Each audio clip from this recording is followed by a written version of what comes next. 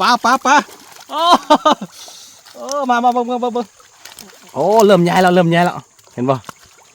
โอ้เริ่มใหญ่แล้วซื้อทำฝ่ามือแล้วโอ้นี่เบิ่งพี่ตะกล้องไทยดีเห็นป่ะตักเทื่อนึง เป็น3 บ่อปกติเวลาคันเขาเห็ดนาเนี่ยสิได้อยู่ประมาณ40 เป๋าแต่ว่าเฮาลองอันนั้นเบิ่งลองอันขุดหนองแล้วก็เลี้ยงปลาเบิ่งนะเปลี่ยนเบิ่งว่าตัวใดที่ดีกว่านะสิลองเทียบเบิ่งเนาะเพื่อว่าเดี๋ยวว่าถ้าเฮาเฮ็ดดีแล้วก็ชาวบ้านก็สิได้เฮ็ดตามมานะ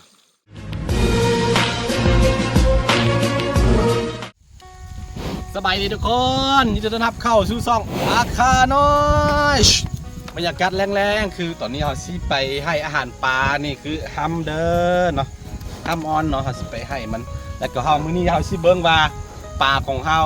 ใหญ่ซ้ำใดแล้วเพราะว่าเฮาเลี้ยงแบบธรรมชาตินะพี่น้องเลี้ยงแบบธรรมชาติบ่ได้ให้อาหารหัวอาหารเม็ดเนาะใส่แต่ฮัมกับต้นกล้วยแล้วก็หญ้าที่อยู่ขอบบอนแหละเอาไปให้มันกินนะเราสิเบิ่งว่าได้มันใหญ่จักมันใหญ่ประมาณไหนแล้วเนาะปกติเฮาตามแผนเนาะเฮาสิจับช่วงเดือนต้นปีนะเดือนนึงเนาะไทยเดือนนึงที่จับเดี๋ยวเป็นรุ่นน้ำเกิดว่าแย่ทำได้แล้วนี่น้องควายคิดว่ามันเอาให้มันกินนะบ่แม่นเห็นคนหรือบ่ได้ไปมาหาสิไปทดลองเบิ่งเจ้าสวิงนี่ตักเอา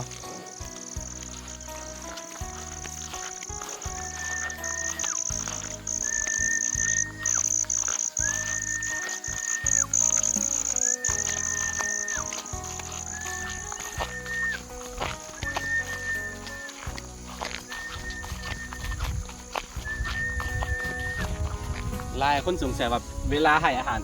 ปลาคือว่าผิวปากอันนี้คือวิธีการเอิ้นปลาเด้อเพราะว่าเราฝึกมันแต่น้อยมานะมา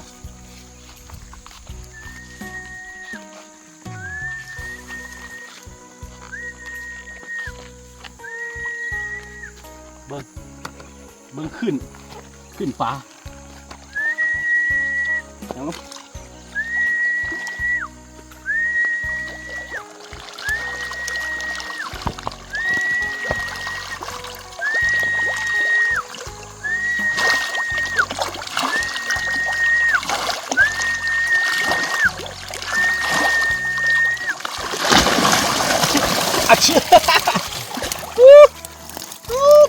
ปลาโอ้มาเบิ่งโอ้เริ่มใหญ่แล้วเห็นป่ะโอ้ปลานี่ เอาเดี๋ยวสิจับออกมาเบิ่งโอ้อันนี้เขาเลี้ยงแบบธรรมชาติไม่ได้เลี้ยงหัวอาหารเลยเพราะว่าเขาอยากกินขี้มัน กินเพี้ยมันโอ้จับยากโอ้ยายอยู่เริ่มได้กินละอีกประมาณไทยเดือนนึงต้นปีเนาะได้กินขายได้ละโอ้มาจับยากมาโอ้เริ่มใหญ่แล้วซื้อทำฝ่ามือละโอ้นี่เบิ่งพี่ตะกล้องไทยดีเห็นป่ะตักเทื่อนึง โอ้ประมาณ2-3 โลเลยเนี่ยปล่อยเดี๋ยวมันสิตายตายอย่าเพื่อเฝ้าตายน้องอย่าเฝ้าตายฮะไป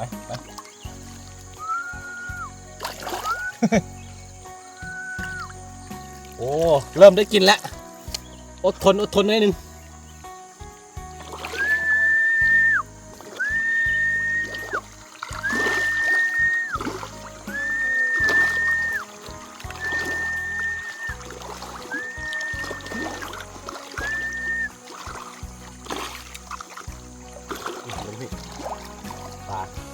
มันบ่ย่านคนเด้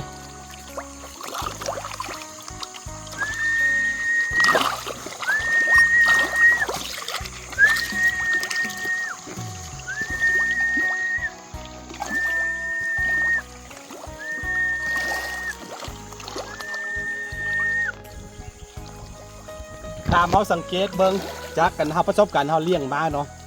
น้องเลยที่มันลึกเกินน้ำกาวซิโบใหญ่นะมันซิโบใหญ่เนาะคือหนองใต้คนเขาลึกประมาณนี่แหละประมาณ1.80 เมตร 90คนนะบางชุดก็2 เมตรเนาะรู้สึกว่าป่ายังน้อยอยู่แล้วก็หนองใต้เห็นมันมีต้นไม้มันยังบางแสงแดดบ่ค่อยส่องถึงแล้วก็เฮ็ดให้ป่าน้อยเนาะอันนี้คือจากประสบการณ์หนองนี่รู้สึกว่าใหญ่ไวนี่เบิ่งป่าเช็ดเอาหัว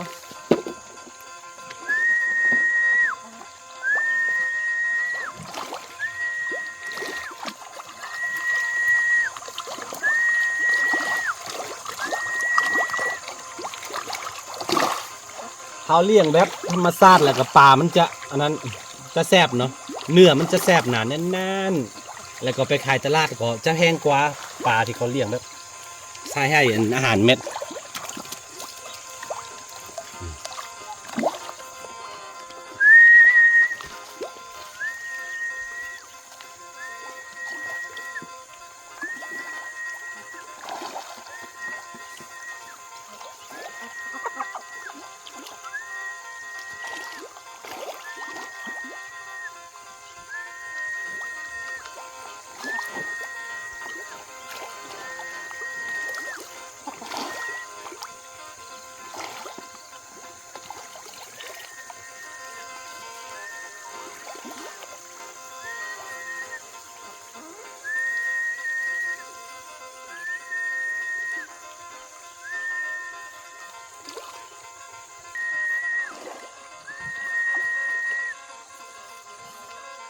คือปลาแต่ละครั้งเวลาเราให้อาหารปลามันสิบ่มากินหมดทุกตัวเด้บางกลุ่มมันไปหากินอยู่ตามขอบบ่อ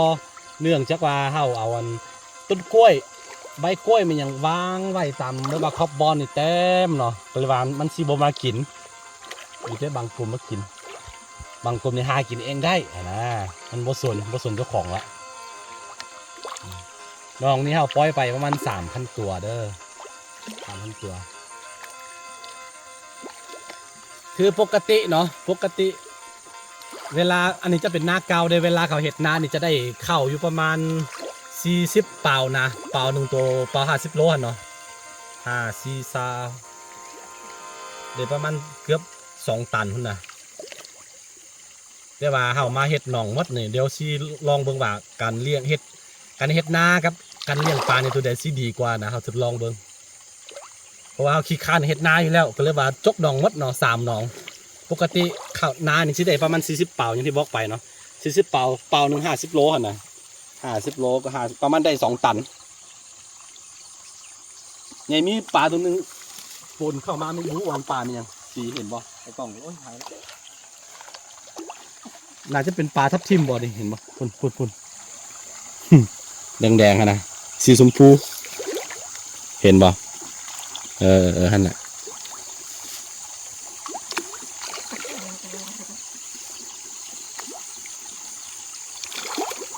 โอ้โธ่เดี๋ยวเราสิไปลองอีกหนองใต้เบิ่งหนองนี้เริ่มแล้วเริ่มที่3 ฝ่ามือแล้วเดี๋ยวอีกไทยเดือนเนาะไทยเดือนไทยปีไม่ใช่ไทยปีต้นปีเนาะ ต้นปีของไทยเดือนนะไทยเดือน1ลองยังไงเอาสิจับขายสิจับกินหัวบ่หมดอยู่แล้ว 5,000 ตัวเนี่ยเขาปล่อยไป3 หนองเดี๋ยวขายสิเบิ้งมาสิลดทุนแล้วว่าสิได้กำไรส่วนหลายมันบ่มีต้นทุนมีอย่างหลายมีแต่ต้นทุนของเขาก็คือปลาน้อยนี่แหละเอาซื้อไปเกือบ10,000 ไป7 ล้านกว่านะถ้าลายเป็นเงินบาทประมาณ10,000 ไปน้อยนึง10,000 นิดซื้อมาจะฟังไทยนี่แหละตัวหนึ่งเท่าไหร่ว่า1 บาท 50 สตางค์นี่แหละเอาซื้อมามันเป็น1 บาทตัวหนึ่ง2 บาทบ่ลืม1,400นะ1,400 กีบ2 บาทนะ2 บาท2 บาท 50 สตางค์นะต่อตัวไปโอ้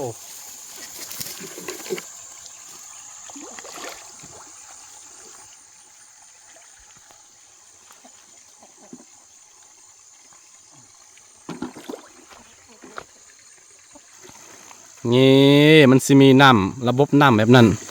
น้ำจากธรรมชาติมันสิไหลเข้ามาหนองตลอด24 ชั่วโมงเลยก็คือว่าไงคือจะเปลี่ยนถ่ายน้ำเนาะทุกๆวินาทีมันสิไหลออกไปน้ำเก่าแล้วก็ตัวน้ำเสียนะแล้วก็น้ำใหม่ก็มาแทนก็เลยว่าเฮ็ดให้ปลานี่ใหญ่ไว้นิดนึงแหละถ้าเฮาแบบว่าให้หัวอาหารเลี้ยงคือแบบเขาเลี้ยงเป็นฟาร์มนี่โอ้โถใหญ่ไว้อันนี้เฮายังเลี้ยงแบบบ่ให้อาหารได้เนี่ยบางมือก็ให้บางมือก็บ่ให้เนาะให้ก็จะให้เฉพาะเป็นฮัมอย่างที่บอกไปเป็นฮัมมันนะอาหารเฮาบ่ให้อาหารมันจะแพงพอดพี่เปล่าหนึ่งเกือบ300,000ปลาย350,000คนนะเกือบประมาณ600 บาทบ่ก็เลยว่าบ่ให้มันแพงพอดหาบ่เลี้ยงป้ามันจะนี่แหละ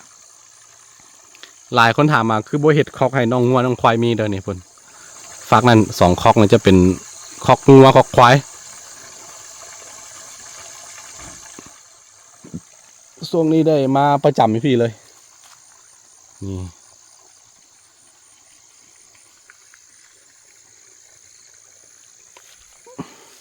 กันบ่มาประจำอยู่นี่มันจะมีนกยางมากินนะโอ้นกยางหรือโหดเด้อมันออกมาถึงบกเนี่ยมักหลายโตปลาแล้วต้องได้มาเฝ้า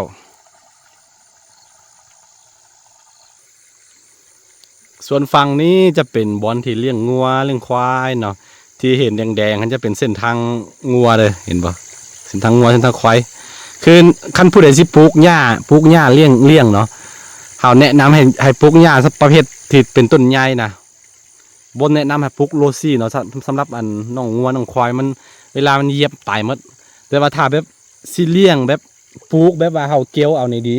แต่ว่าปลูกแล้วก็แบบสิปล่อยแบบนี้เลยบ่แนะนำเลยให้ปลูกพวกหญ้านี่เปียมีอย่างนะมันจะดีกว่าหญ้าแบบนั้นหน่อยเห็นต้นหนึ่งนี่หญ้านี่เปียนี่เนาะหญ้าโรซี่มันจะเป็นต้นเตี้ยแล้วมันสิเหยียบเวลาเหยียบมันตายหมด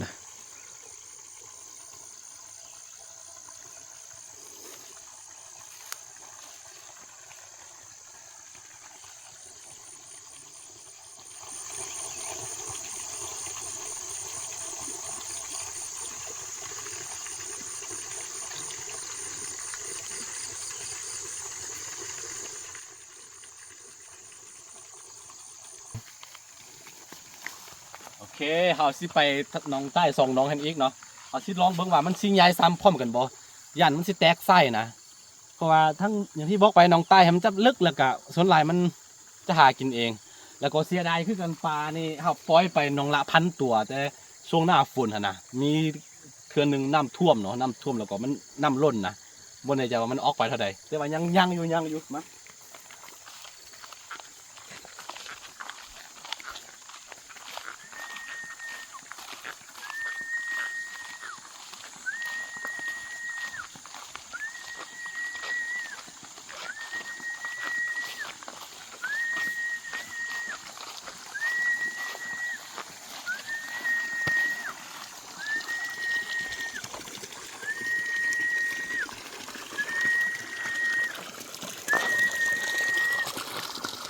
เดี๋ยวสุดท้ายเนาะตอนจับออกเนี่ยครับสิได้กวดเบิ่งดีๆว่าจากที่เฮาปล่อยไป1,000 ตัวนี่สิเหลือเท่าใดน่าจะบ่เลินบ่น่าจะบ่ฮอดอัน1,000 ตัวนั่นน่าจะเหลือประมาณ500-600นี่แหละตามเบิ่งเนาะเพราะว่ามันก็ออกไปหลายนะแล้วก็ตายหลายหม่องนี่นะช่วงเอามาไม้นี่ตายหลาย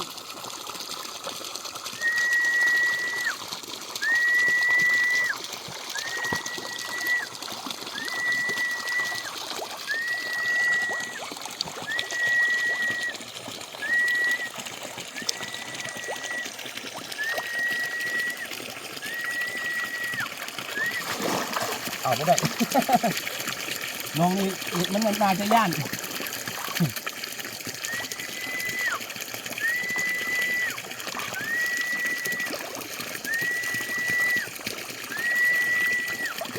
มันบ่กล้ามาเอา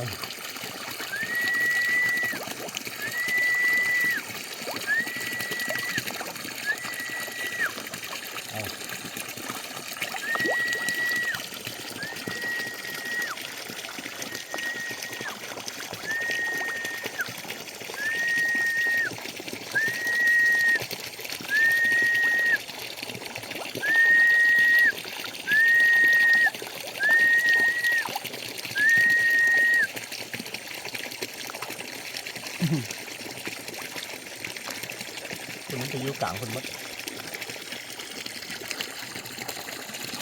โอ้จับไม่ได้ตัวนี้มันจะย่านทึกมันก็ย่านกลิ่นเลยทึกกันมันเลย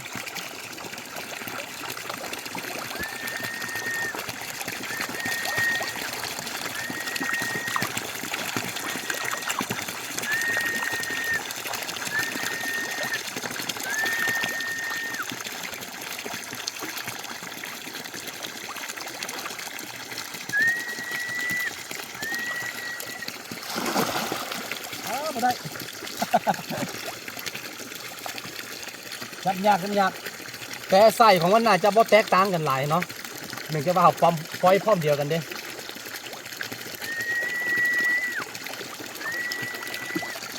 ดีขึ้น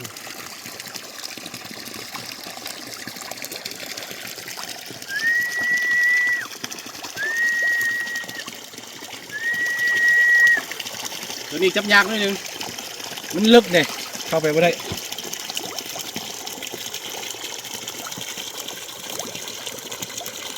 อย่างที่บอกไปแล้วคุณละพอย้ำจับแล้วจึงหูว่ามันยังเหลือเท่าใดจากที่ปล่อยไป1,000 ตัวน่าจะเหลือประมาณ50เนาะแต่ว่าเหลือ50ก็ประมาณ500ไปใต้กลับไป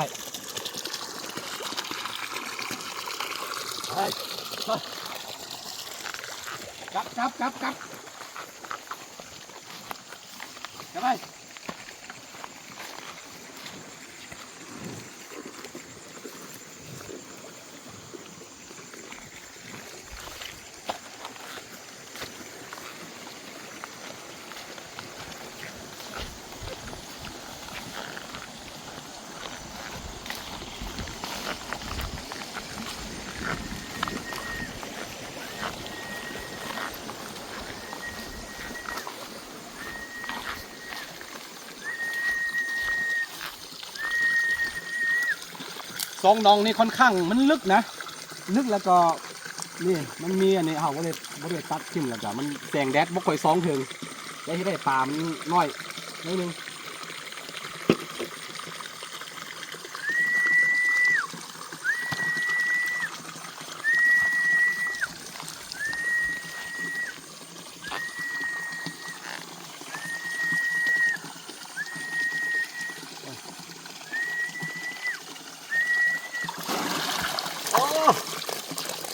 นี่น้อยเห็นป่ะ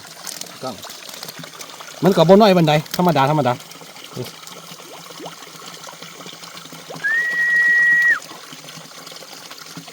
บ่ต่างกันหลายบันไดแต่ว่าตัวนี้รู้สึกว่าจะน้อยกว่านิดนึงนี่เห็นป่ะแล้วก็สีปลาก็แป๊กเว้ยตัวนี้จะออกดำถ้าทั้งที่เขาซื้อมาจากบอนเดียวกันนะ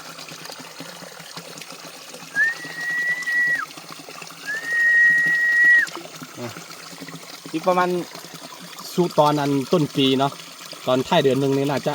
ได้อายุประมาณ3 ตัวโลนะ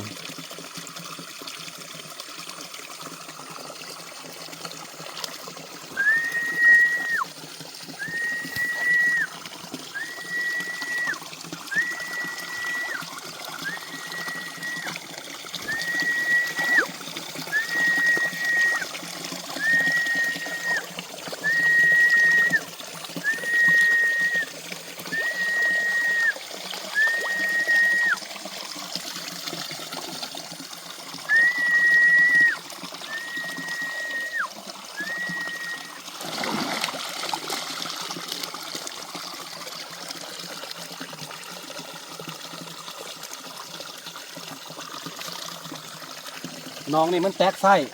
บางตัวน้อยบางตัวใหญ่บางตัวยังอันนั้นบ่ซ้ำกันอยู่นี่เนาะ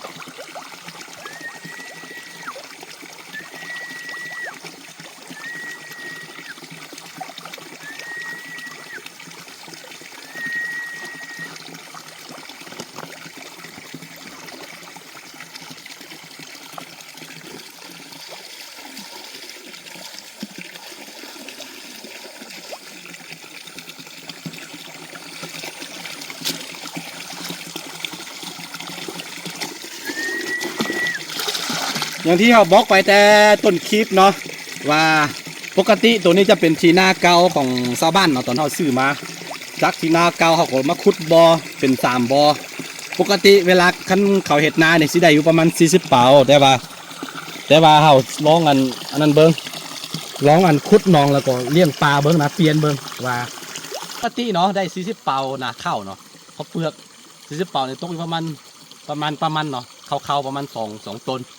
2ต้นนี่ถ้าคิดรายค่าแรงงานคิดรายค่ามันเมื่อยได้เฮ็ดนานี่ถ่ายนาปลูกนาดำนาเกี่ยวข้าวตีข้าวมันก่อนซีมาเป็นข้าวเปลือกเนี่ยใส่เวลาโดนหนักเลยว่าเขาลองหันมาขุดหนองแล้วก็เลี้ยงปลาเบิ้ง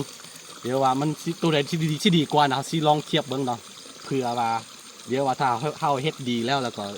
ชาวบ้านเขาสิได้เฮ็ดตามมานะเพราะว่าเขาบ่ได้เฮ็ดไทยเฮ็ดสวนอย่างใดเขาสิเฮ็ดแบบนี้หลายกว่าเฮ็ดเกษตรเนาะแทนที่เขาสิเฮ็ดข้าวนี่ถ้าเทียบแล้วค่อยว่านี่น่าจะเฮ็ด เฮ็ดน้องปลานี่สิดีกว่าหลายเท่าเลยแหละแต่ก็บ่แน่เนาะลองเบิ่งปีนี้จึงฮู้เพราะว่านี่ก็เป็นปีแรกเลย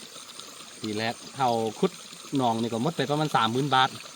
30,000นี่หนองนี่บ่แม่นว่าสิได้ใส่ได้ปีเดียวได้เฮาได้ใส่หลายปีเกือบว่าพุ่นแหละตลอดพุ่นแหละมีแต่ว่าเฮาบ่อนใดที่มันเพบ่อนใดที่มันเจือนครับก็ซ่อมมันแล้วก็อยู่ได้ตลอดเลยขุดเทื่อนึงเนาะนี่โคตรดีแต่ว่าปลาอย่างที่บอกไปปลาเขาปล่อยไปประมาณ 5,000 ตัวเนาะประมาณ 10,000 ปลายน้อยหนึ่งนะเงินกีบประมาณ7 ล้านไปเดี๋ยวซิลองเบิ่งกันเพราะว่าต้นทุนอาหารในส่วนใหญ่เขาจะน้อยเนาะยังบ่ฮอดหมื่นเถื่อ ส่วนฮอดยำจับขายประมาณต้นปีประมาณท้ายเดือนหนึ่งก็ประมาณซิวประมาณ 10,000ยังบ่ฮอดหมื่นแหละประมาณ 8-9,000นี่แหละตามคิดเนาะเพราะส่วนใหญ่เขาจะให้พี่นะต้นกล้วยใบหญ้ามันยังตามครอบบอลเนี่ยตัดใส่มันกินหมดเดี๋ยวรุ่นมันกันเบิ่งเนาะว่าสิได้เท่าใดมื้อนี้ก็เลยว่าพาทุกคนมาเบิ่งปากของเรา